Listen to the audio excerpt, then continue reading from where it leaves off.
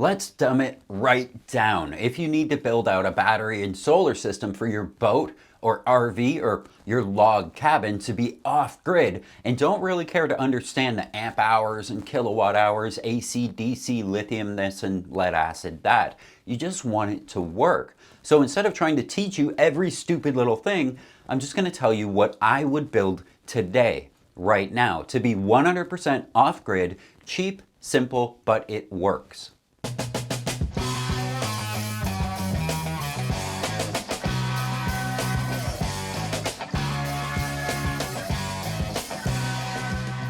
I was recently asked by a friend to build a system and it got my brain working. This friend doesn't exactly need to understand watt hours and kilowatts and amp hours and the nuances of AC and DC power. They don't need a full course on battery technology from lead to lithium. They don't need to geek out over all the little bits and bobs. They just need something that works. So let's do that.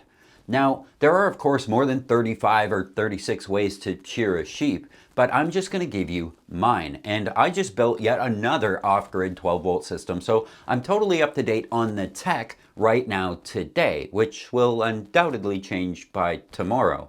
Step 1, engine battery. If your off-grid plan includes an engine of any kind, you'll still need a lead-acid engine battery. My boat has a 3-cylinder Volvo with an alternator. That little diesel needs a battery to start itself and to store any energy that its alternator puts out so it can start itself again later.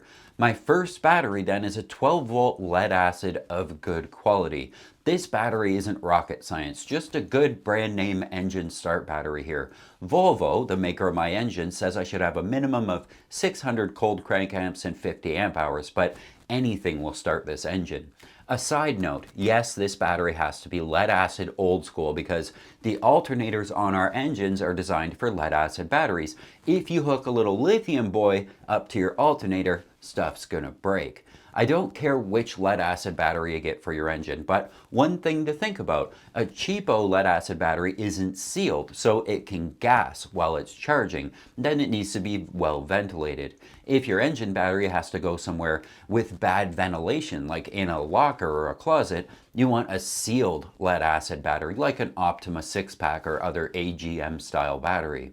Now, that's the engine sorted out. When you start the engine now, it'll draw a big steep draw from that starter battery, but once the engine's running, the engine's alternator will jam power back into that battery to fill it back up. Once it's full, the alternator will chill and stop doing all the things with the power.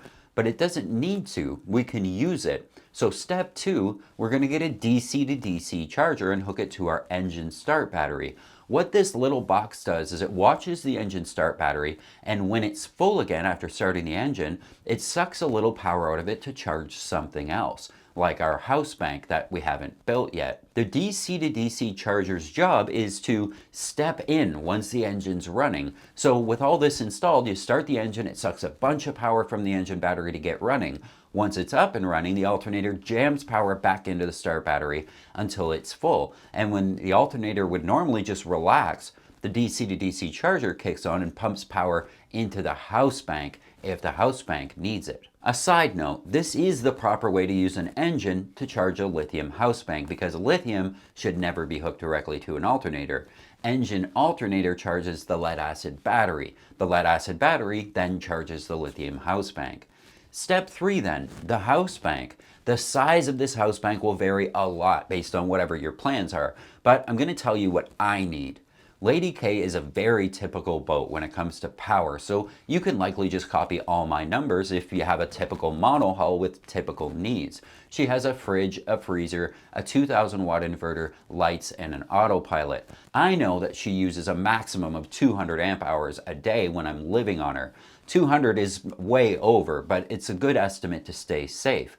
Sometimes she only uses 80 amp hours or 100, but let's always call it 200 to leave lots of room. Now, I run a 12-volt boat. Some whizzers out there are running 24 volts or 48 volts, and sure, it saves on wire size and some other benefits, but boats aren't very big, wire runs are pretty short, and 12 volt is just fine, so that's what we're going to do. In a typical monohull, I want to aim for 200 amp hours for my house bank. Lead acid batteries are what I've always used because they're cheap, but typical lead acid can only be used to 50% of what it says on the box. So if the battery says 100 amp hours, it's actually good for 50, which kind of sucks for lead acid. Some sealed AGMs are good for 70 or even 80%, but lithium is usually 80% or better. So of course, we're going to use lithium. I know I want 200 amp hours for the boat, and typical boats that'll be enough. Anything more would be even better. And since lithium is only good for about 80% of what it says on the box, I'll need a battery bigger than 200. So I'm going to aim for 300 to make sure I get way more than I need. Now, which lithium to buy is up to you. The industry standard and sort of YouTube standard for cruising sailboats for the last 10 years has been Battleborn. These guys are a big deal, and most van life people, cruising sailboats, anything that moves often has Battleborn batteries in it. How do we get 300 amp hours from them? We could buy 3 of their 100 amp hour standard batteries. They're about $750 US each. That's $2,200 for our 300 amp hours. Batteries are expensive. Or we could grab an Amazon battery. I just built out a box truck to drive across the country and needed batteries, and I found a company called Lithium. They're a big name on Amazon, and their reviews and customer service are all very, very good. So I took the plunge. Lithium actually makes one 300 amp hour unit that you can get for about 700 US, way cheaper than Battleborn's $2,000 for the same 300 amp hours. These are beefy and not super heavy, and if you can fit one in your battery location, it gives you 300 amp hours easy peasy, super cheap. In my box truck build, I actually put 2 of these in there for 600 amp hours total. If you want to see that build, go watch Charlie the Truck on YouTube. Anyway, if my lithium is good for 80%, that 300 will give me about 240 usable amp hours, more than enough for Lady K with 1 or 2 people living on her full time.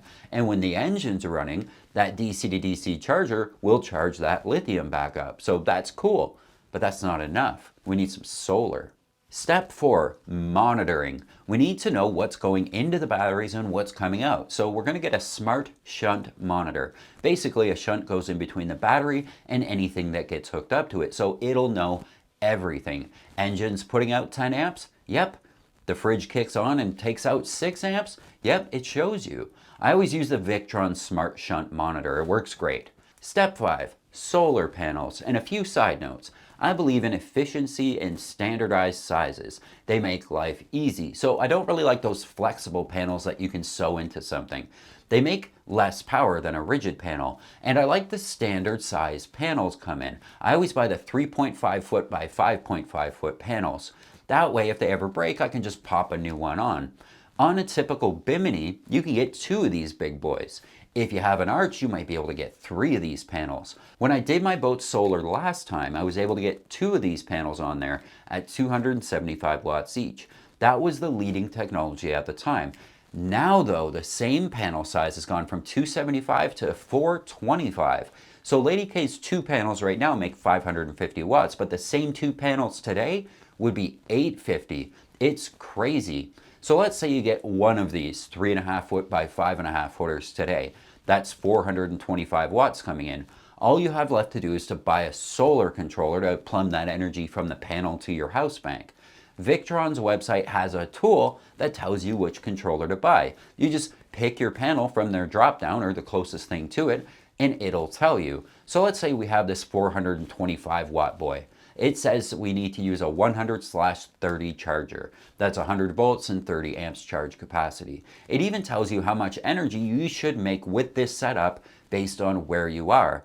Now, I'm not going to use 1 panel. I'll be using 2 because I know that 1 isn't enough. This chart actually shows you that it'll back up my claim that 1's not enough. If we pick the Bahamas and then we look at December, the lowest performing month, it says I should make 1.473 kilowatt hours. If you divide that by your voltage, let's say 13 to round up, we always round up to make sure we have more than we need, I'll make about 113 amp hours a day. I know I want more like 200, so 2 panels. Now we can add a second panel here in series or in parallel. Changing between series and parallel in the real world is super easy, and which will work better for you depends on how much shade is going to get thrown on your panels by your boom or trees or whatever. Experiment with this later, but no matter which one we pick now, Victron is still going to suggest the 100/50 controller for our 2 panels. That controller is about 200 bucks. Now, it says that we're going to make 2945 watts now in December. Divided by 13 volts, we should be cooking up 226 amp hours a day. 226 is enough to keep our needs met, because remember, we're aiming for 200 on a typical monohull. And even if it's shady all day and we don't make that 226 amp hours, we could always run the engine and our DC to DC box will make up the difference.